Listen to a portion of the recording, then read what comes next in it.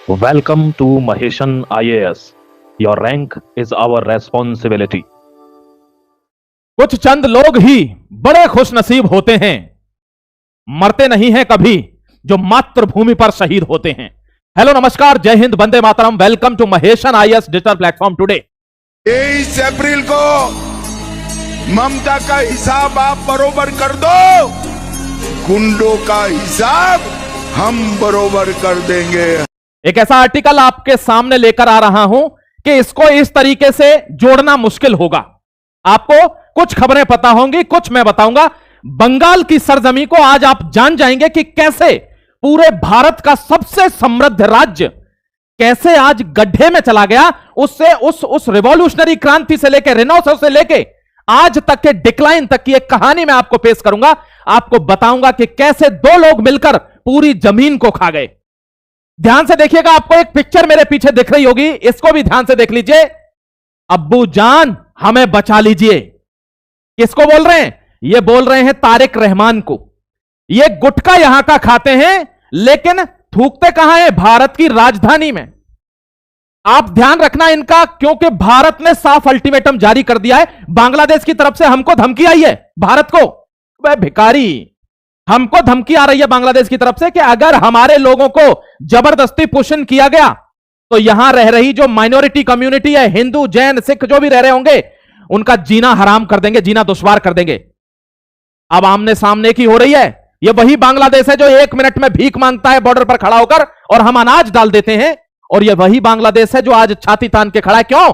क्योंकि इसकी प्यारी बहन आज फेल हो गई उस चुनाव में जिसका मंसूबा इससे जुड़ा हुआ था। मैं आपको दिखा देता हूं, बांग्लादेश इस बंगाल का ही हिस्सा था तो सब यह भारत का ही, चाहे पाकिस्तान हो चाहे बांग्लादेश हो। सबसे समृद्ध होने के नाते अंग्रेजों ने सबसे पहले बंगाल पर आकर हुकूमत करनी चाहिए, वहां से उसको लूटा। सबसे चौड़े सड़क, सबसे बड़े बड़े जो देखने के प्लेसेस हैं दोस्तों, यानी घूमने के विजिटिंग प्लेसेस, सबसे पहली यूनिवर्सिटी, सबसे पहला कॉलेज, प्रेसिडेंसी, हर चीज तो बंगाल में बनी है। सबसे पहली मेट्रो, लोग सोचते हैं दिल्ली में मेट्रो पहले, नहीं, कोलकाता में मेट्रो सबसे पहले थी। यह वो बंगाल है। आज जिस बंगाल को लूट कर ऐसा कर दिया कि वहां लोगों पर, आज आपको एक पार्टी सिस्टम समझाऊंगा, कोई मीडिया नेटवर्क नहीं समझा सकता उसको। मैं आपको समझाऊंगा कि पार्टी सिस्टम क्या है बंगाल के अंदर और कैसे कम्युनिस्ट पार्टी से यह तृणमूल कांग्रेस में आया, जिसके बारे में आप जानते ही नहीं है। मैं आपको समझाऊंगा। देखिए, यह बंगाल है दोस्तों। शांति निकेतन, दीघा, कालिम्पोंग, डोर्स, मुर्शिदाबाद, गंगा सागर, सुंदरबन, दार्जिलिंग, कोलकाता, ये वो शहर हैं कि आज की तारीख में भी इतना बर्बाद करने के बाद भी अगर विदेश से कोई व्यक्ति आता है तो मुंबई के बाद वो कहां जाना चाहता है? पश्चिम बंगाल। ये वो जगह है, आप समझिए ना, ये हमारी कल्चरल हेरिटेज है। कल्चर का सबसे मजबूत खंबा आज भी वेस्ट बंगाल में दिखा हुआ है, जमा हुआ है। देखिए यहां पर मैं आपको दिखाता हूं इस बंगाल को। इन दो लोगों ने, एक ये और एक ये, इनकी इस मिली भगत ने इसको कहां पहुंचा दिया? यहां पहुंचा दिया। एक बार अंग्रेजों ने इसको यहां पहुंचाया था। ये क्या है? 1943 का वो फेमाइन है, वो अकाल है, सूखा, जिसमें खाने के लिए अनाज नहीं था, लेकिन अंग्रेजों ने झोंक दिया था इंडिगो के लिए कि आप इंडिगो उगाओ। 60% का टैक्स था। आपको पता है बंगाल में, देखो हिस्ट्री अगर नहीं पढ़ी है तो मैं हिस्ट्री का लेक्चर तो यहां नहीं ले सकता हूं, लेकिन आपको मोटी मोटी चीजें बता सकता हूं जो आपको बताएंगी कि बंगाल क्या है।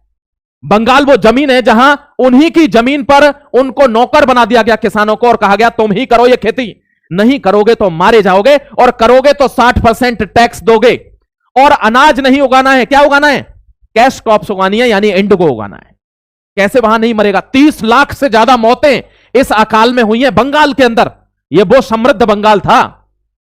आपको अगर आप थोड़ा सा भी अंदर घुसेंगे, आज बंगाल ये करके छोड़ा हुआ है, क्योंकि डेवलपमेंट पर वहां चुनाव ही नहीं हो रहा। वहां चुनाव किस पर हो रहा है? वहां चुनाव होता है कौन सा धर्म है, कौन सी जाति है, और वहां अपने ही गद्दार। मैं आग्रह करता हूं देश के वफादारों से, बच के रहना कंबल में छुपे हुए देश के गद्दारों से।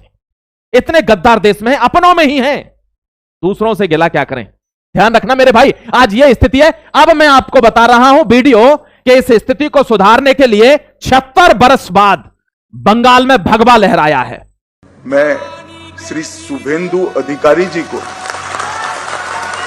पश्चिम बंगाल विधानमंडल दल के नेता के रूप में निर्वाचित घोषित करता हूं।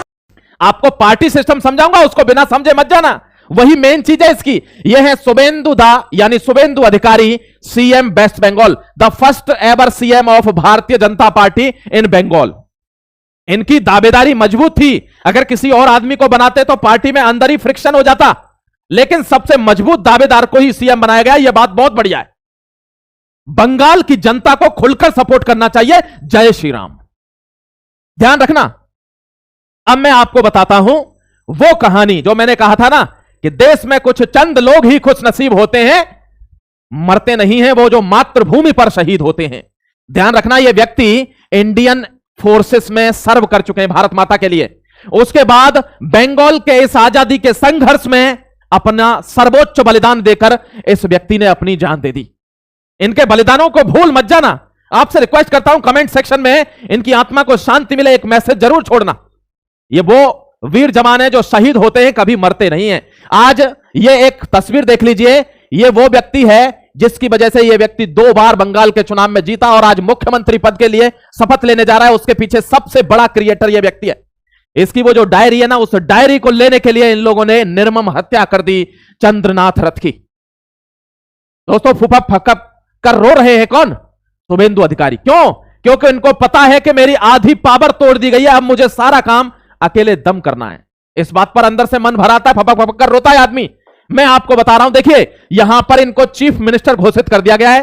खूब पार्टी कमान से पूछा, हर चीज पूछा और उसके बाद एक ही नाम बार बार निकल कर आया, शुभेंदु अधिकारी। इन्होंने कहा 15 मिनट फिर सोच लीजिए।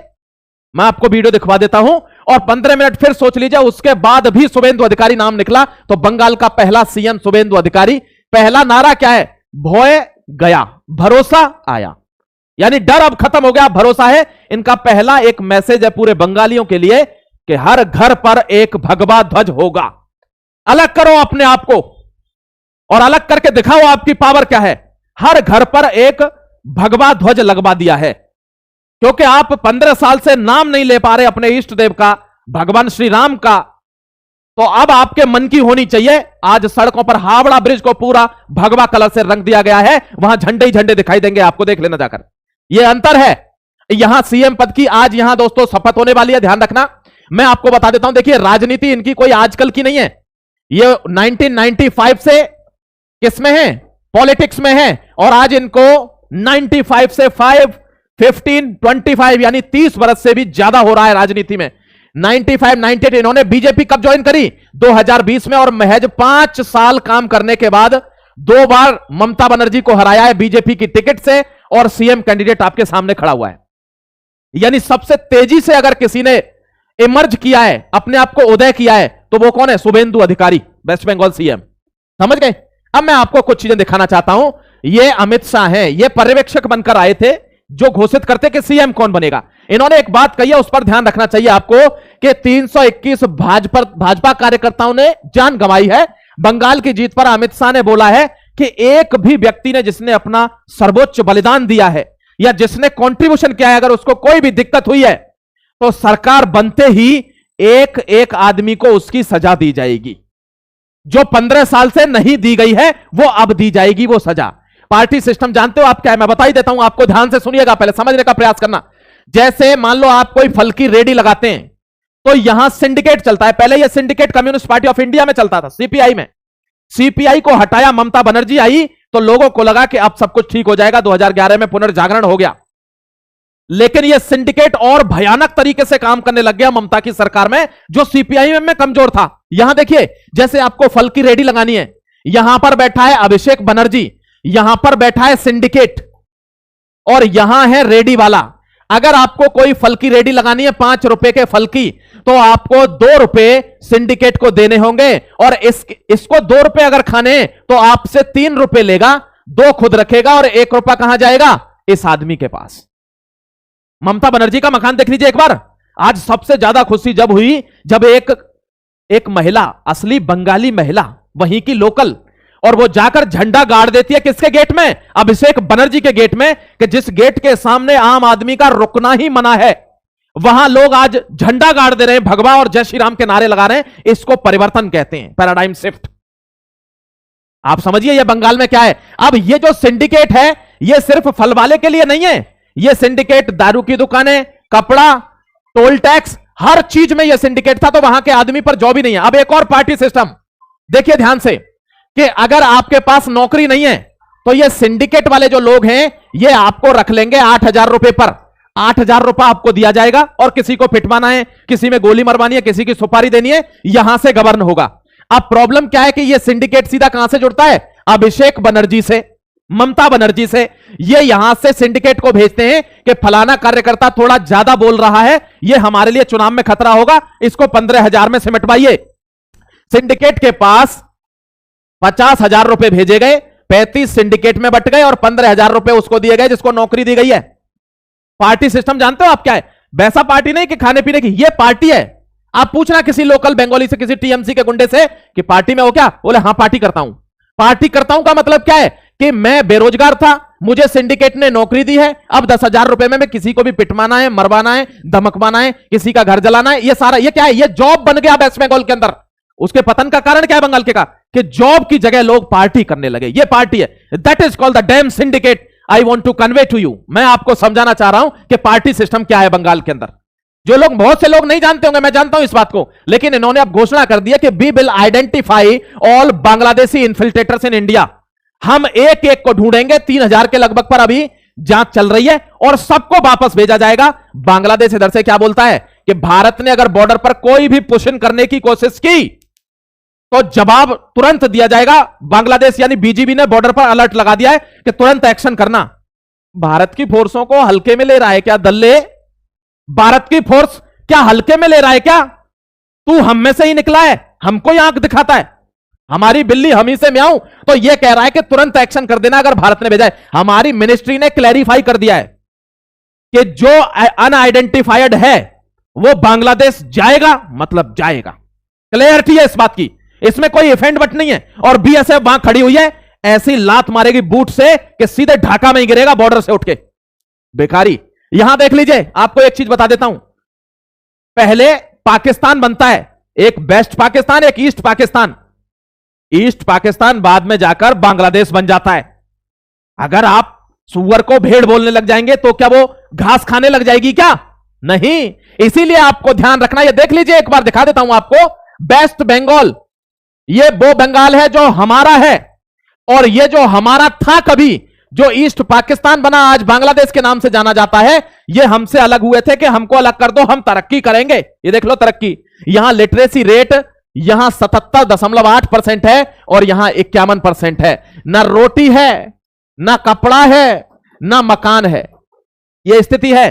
और एक समय पर इनको समृद्ध बंगाल दिया था, जिसके लिए अंग्रेज लालायित होते थे कि हमको यहां आना है, यहां से लूटपाट करनी है। आपको इमेजिन कर सकते हो कि बंगाल को कितना लूटा गया है? नहीं, मैं बता देता हूं ना आपको, मैं बताता हूं। देखिए, 64 ट्रिलियन डॉलर, जो यूएस डॉलर है ना, 64 trillion dollar has been drained from India by the Britishers colonialism. अब 64 ट्रिलियन समझ रहे हो? यानी अमेरिका की, यानी चाइना की, सबकी जीडीपी भी मिला दो ना तो भी 64 ट्रिलियन नहीं हो सकती है। यह भारत का वर्चस्व था। समझो भारत को किस लेवल पर लूटा गया है। यह हमारी हालत 1700 में थी, 1700 में, ईस्वी में। अब हमको लूट लूट कर कहां ला दिया गया?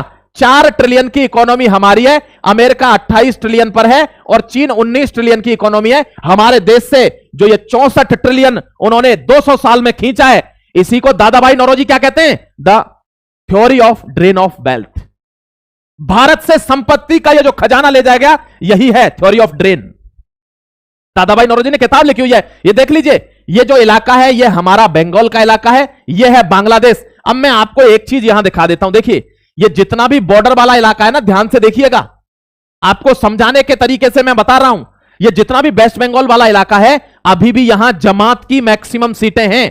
यानी बंगाल में अगर मैं कहूं तो टीएमसी जीती है इन इलाकों में, और बांग्लादेश में अगर मैं कहूं तो जमात जीती है इन इलाकों में। जो जमात का एक लीडर, मैं दिखा देता हूं, शायद मेरे पास होगा।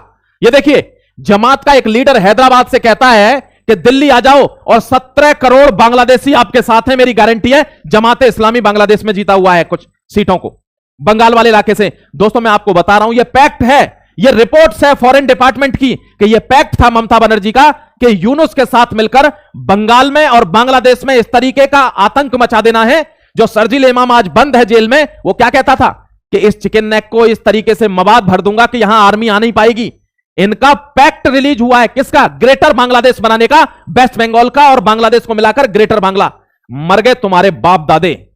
वहां बीएसएफ खड़ी है और इतनी पीतल भरी हुई है उनके हथियारों में कि कम पड़ जाएंगे तुम्हारे सीने। ध्यान रखना, भारत सरकार उस लेवल पर तैयार है। और यह धमकी नहीं है, यह सुझाव है कि बिना पिटे ही समझ जाना, वरना अंजाम गलत हो जाएगा। ध्यान रखना, इनके लिए कि दिल्ली में आ जाओ, प्रोटेस्ट करते हैं, ग्रेटर बांग्ला बनाएंगे, इनके लिए तैयार है कौन? दिल्ली में यूथ तैयार है कि तुम आ तो जाओ, क्योंकि भारतवर्ष बंगाल की हालत देखकर आज तिरंगे के नीचे एक मुस्त खड़ा हुआ है। वो तैयार है। अगर कोई भी हल्की भी बदतमीजी होती है तो वो तैयार खड़ा है। इंदिरा गांधी के टाइम पर 1971 में जब यहां कत्लेआम हुआ, 40,000 से ज्यादा, 4-4 लाख लोगों के यहां पर कत्लेआम हुए, 40,000 से ज्यादा औरतों के रेप हुए, तब ये भारत में भागे। इंडिया में रिफ्यूजी क्राइसिस आ गई तो यहां पैक्ट पर साइन हुए थे। इसके बाद बांग्लादेश की स्थापना हुई। इंदिरा गांधी ने कहा इतने लोग हम नहीं झेल सकते हैं, आपको जाना होगा। लेकिन दोस्तों, कुछ चंद लोग लौटे, बाकी के यहीं रह गए। और आज एक मौलाना हमको धमकी देता है बांग्लादेश से कि अगर कोई भी रोहिंग्या बांग्लादेश में घुसाया तो हम यहां के माइनॉरिटी को खत्म कर देंगे। देखा था ना दीपू चंद्रदास, जिसमें आग लगाकर लटका दिया था, पूरी जनता उसकी रील बना रही थी। यह धमकी दे रहा है उस्मान हदी की तरह। ध्यान रखना।